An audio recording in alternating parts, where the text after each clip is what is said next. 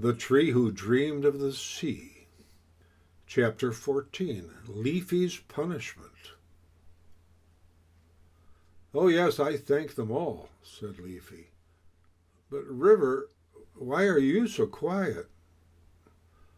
"Oh, he can no longer speak. He is too spread out for that," explained the sea. "He could only whisper when he was spread into 1,000 channels, and now, here, he's spread as thin as he can be." "He's gone?" asked Leafy. "Oh, no," hummed the sea. "He's here, but he's no longer a river. Here he's part of me." "Lucky him," said Leafy, relieved. "And as for what you just called me, well, I'm not so leafy anymore. I got rid of almost all my leaves. They were slowing me down. I wanted to come as quickly as I could. I guess you should call me Baldy now." That made the sea laugh, and the dolphin began to whistle, and all through the sea big and little creatures suddenly felt happier hearing the sea laugh. For the sea is a serious old gal.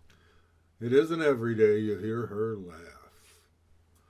In fact, it is so rare to hear the sea laughing that it's a privilege. And ask any creature who has once had the luck to hear it. The sea laughing is the most beautiful sound, something like chimes, and absolutely unforgettable. Thus, Leafy's little joke made millions of creatures happier for a moment. "Well, you're not bald yet," said the sea. "I see quite a few branches there with leaves still clinging to them. We'll have to get rid of those. It's time for some punishment." Suddenly, strong currents seized Leafy and began dragging him out to sea. "Punishment for what?" cried Leafy. "For being late. Very late," said the sea. And now she laughed again, and ripples of happiness went racing through all her millions of creatures for a second time that day. Leafy felt like saying, "It wasn't my fault I was late," but he was an honest tree, and he had to admit that it was his fault. He'd waited far too long before asking anyone for help. "I'll make you very sorry for keeping me waiting," she said. "I've got some marvelous beaches full of sharp stones.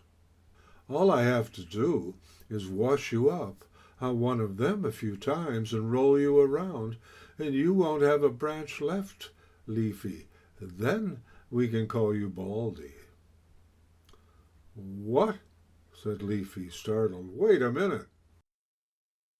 "And if those beaches don't do the trick, I have some nice cliffs I can hurl you against.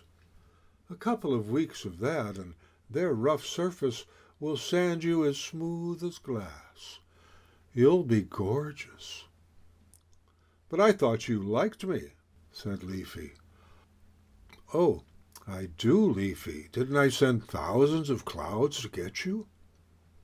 "But rough cliffs, that sounds cruel," whispered Leafy. "Yes," said the sea. "My dear Leafy, didn't anyone warn you how cruel I am?" "No," said Leafy. "Why?" "Why am I cruel? I'm really not sure," said the sea. "Why not? Who's going to stop me? Certainly not a mere tree." "Certainly not," agreed Leafy politely. "Anyway, you're tough." "That's right," said Leafy. "You can take plenty of knocks," said the sea. "I can indeed," said Leafy. "I've been through 3 rapids, and I have a technique."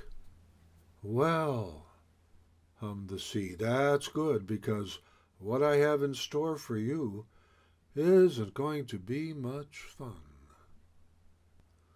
"That's for sure," muttered Leafy, and that made the sea laugh again. and all the creatures in and around her laughed too. This was really a rare day in the history of the sea.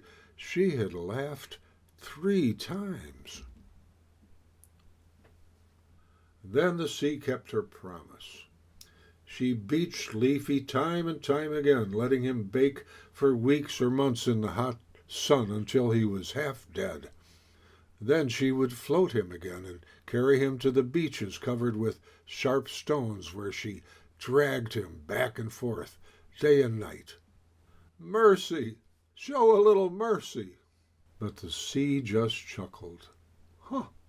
I am la belle dame sans merci, my friend. That means the beautiful lady without pity, as you are finding out." End of chapter 14.